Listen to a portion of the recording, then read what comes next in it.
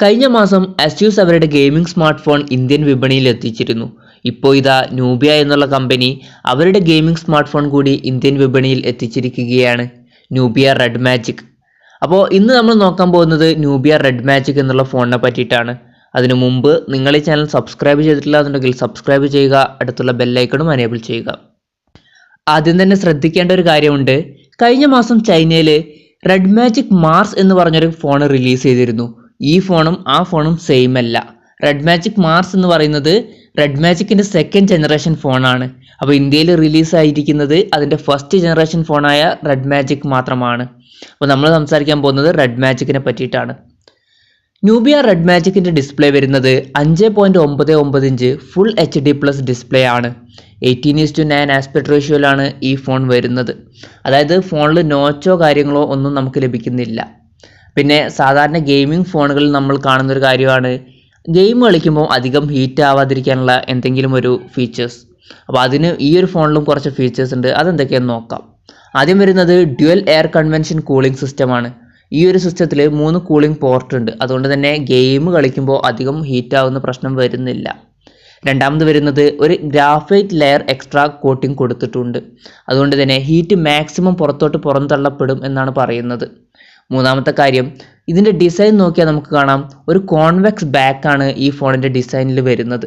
അപ്പോൾ convex back ആയതുകൊണ്ട് തന്നെ മാക്സിമം ഹീറ്റ് പുറന്തള്ളപ്പെടും എന്നാണ് കമ്പനി അവകാശപ്പെടുന്നത്. സാധാരണ നമ്മൾ ഗെയിമിംഗ് ഫോണിൽ കാണുന്ന ഒരു കാര്യമാണ് ഗെയിം മോഡ് എന്നുള്ളത്. ഈ ഒരു ഫോണിലും ഗെയിം മോഡ് ഉണ്ട്. ഈ ഒരു ഫോണിൽ ഗെയിം മോഡിന് ഒരു എക്സ്ട്രാ ബട്ടൺ തന്നെ പുറത്ത് കൊടുത്തിട്ടുണ്ട്. പിന്നെ RGB സ്ട്രിപ്പ്, സാധാരണ ഗെയിമിംഗ് ഫോണുകളിൽ കാണുന്ന RGB സ്ട്രിപ്പ് ഈ ഫോണിലും നമുക്ക് ലഭിക്കുന്നുണ്ട്. ബിൽഡ് ക്വാളിറ്റിയെ പറ്റി പറയുകയാണെങ്കിൽ aviation grade aluminium alloy body വെച്ചിട്ടാണ് ഈ ഫോൺ നിർമ്മിച്ചിരിക്കുന്നത്. അതുകൊണ്ട് തന്നെ വളരെ സ്ട്രോങ് ആയിട്ടുള്ള ഒരു ബോഡി ആയിരിക്കും നമുക്ക് ഈ ഒരു ഫോണിൽ നിന്നും ലഭിക്കുക. സ്നാപ്ഡ്രാഗൺ 835 പ്രോസസ്സറാണ് ഈ ഫോണിൽ വരുന്നത്. നമുക്കറിയാം ഒരു ഗെയിമിംഗ് സ്മാർട്ട് ഫോൺ ആകുമ്പം ഫ്ലാഗ്ഷിപ്പ് പ്രോസസ്സറാണ് ആ ഫോണിൽ വരാറ്.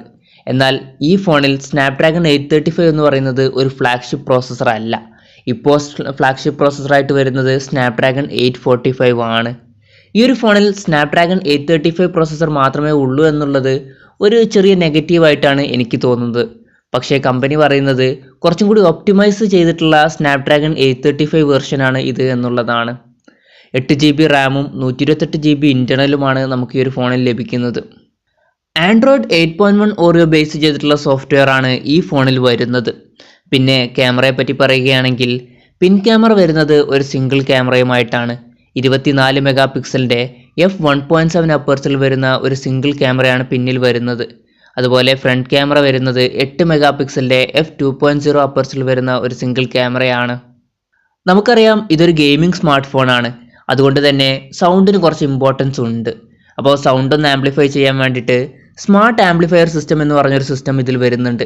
അതുപോലെ DAC സിസ്റ്റം എന്ന് പറഞ്ഞൊരു സിസ്റ്റം വരുന്നുണ്ട്. പിന്നെ DTS സൗണ്ടിൻ്റെ സപ്പോർട്ടും നമുക്ക് ഈ ഒരു ഫോണിൽ ലഭിക്കുന്നുണ്ട്. 3.5mm ഓഡിയോ ജാക്ക് ഈ ഫോണിൽ നമുക്ക് ലഭിക്കുന്നുണ്ട്.